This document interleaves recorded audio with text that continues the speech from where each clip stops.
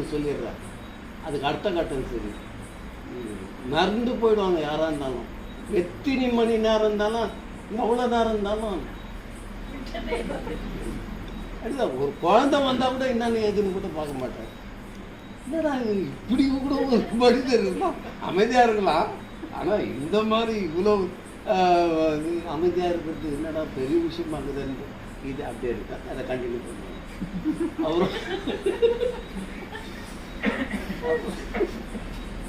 அப்புறமா எது என்ன கேட்குறதுன்னு எங்களுக்கு தெரியாது. இத்தனைக்கும் அவர் வந்து இன்ஜினியரு படித்து கம்ப்யூட்டர்லாம் அப்போ அவர் வச்சுருப்பார், லேப்டாப்லாம் வச்சுருப்பார். எனக்கு அவ்வளோ அந்த எதுலேயும் அவ்வளோ தெரியாது.